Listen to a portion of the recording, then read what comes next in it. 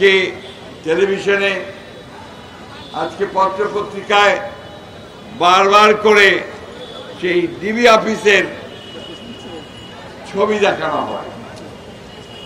আমাদের যে নির্যাতিত নেতা কর্মীরা, যাদের নখ তুলে নেওয়া হয়েছিল, হাত ভেঙে দেওয়া হয়েছিল, ঝুলিয়ে পিটিয়ে মারা হয়েছিল, এমনকি আমাদের সিনিয়র লিডার টুকু সাহেবকে পর্যন্ত সেদিন ছাড় দেওয়া হয়। কই আমাদের সাংবাদিক ভাইরা তো তাদের ছবি ছাপে না। আমি অনুরোধ করব, প্লিজ কালোকে কালো বলবেন, সাদাকে সাদা বলবেন, এবং যার যে অবদান আছে সেই অবদানকে স্বীকার করবেন। আমরা কেউ এই মুচলেখা দেয়নি, কোন অত্যাচারের মুখেও দেয়নি। বন্ধুগণ, আজকের এই দিনটি এই জন্য আমাদের কাছে খুব অত্যন্ত গুরুত্বপূর্ণ। আমি এখনই মুন্নাকে জিজ্ঞেস করছিলাম যে এই আন্দোলনে, এই জুলাইয়ের আন্দোলনে যুবদলের কয়জন শহীদ হয়েছে? সে বলল ৭৯ জন। ছাত্র দলের তার কয়েকদিন আগে প্রোগ্রাম করেছে, ছাত্র দলের ১৪২ জন। গোটা বাংলাদেশ সেদিন নেমে এসেছিল।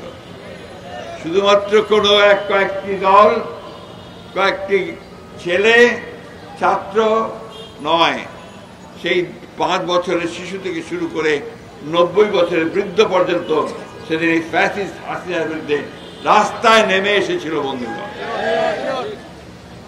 এবং তারই প্রমাণ আমরা দেখতে পাই যে আজকে এখনই একজন ছেলে সে সামনে এসেছিল আমার, সে দেখতে পায় না, তার ২ চোখ চলে গেছে।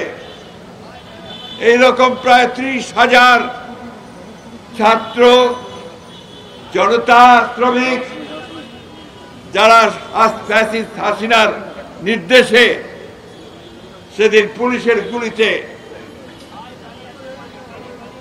নিহত হয়েছে, শহীদ হয়েছে, অঙ্গ হারিয়েছে, চোখ হারিয়েছে, অন্ধ হয়ে গেছে। এই যে এত ত্যাগ, এই যে প্রায় ২,০০০-এর উপরে আমরা মানুষ হারালাম, ছেলে হারালাম, তরুণকে হারালাম, এই যে আমরা প্রায় ৩০,০০০-এর বেশি অধিক আমাদের নেতা কর্মীরা অন্ধ হলো, পঙ্গু হলো, তার একটাই তো লক্ষ্যটা হচ্ছে যে ফ্যাসিস্ট হাসিনাকে বিদায় করে এই বাংলাদেশে একটা গণতান্ত্রিক রাষ্ট্র ব্যবস্থা প্রতিষ্ঠা করা, তাই না? একটা ন্যায্য সমাজ প্রতিষ্ঠা করা। কিন্তু আজকে যখন পত্রিকা খুললাম, বেদনায় একেবারে নীল হয়ে গেছি। দেখলাম ৫ জন সমন্বয়কারীকে গ্রেপ্তার করেছে পুলিশ। তারা জোর করে একটি বাড়ি থেকে, একজন সাবেক সংসদ সদস্যের বাড়ি থেকে ৫০ লক্ষ টাকা আদায় করছে। এই কি পরিণতি? এই কি আমরা চেয়েছিলাম? এই বাংলাদেশের মানুষকে কেউ এটা চেয়েছিল? সুতরাং এত তাড়াতাড়ি যদি এই ঘটনা ঘটে, ১ বছর হয়নি, তাহলে আমাদের ভবিষ্যৎ কি? প্রিয় সহকর্মী যোদ্ধারা, এই কথাগুলো এই জন্য বলছি যে গোটা বাংলাদেশ তোমাদের দিকে চেয়ে আছে।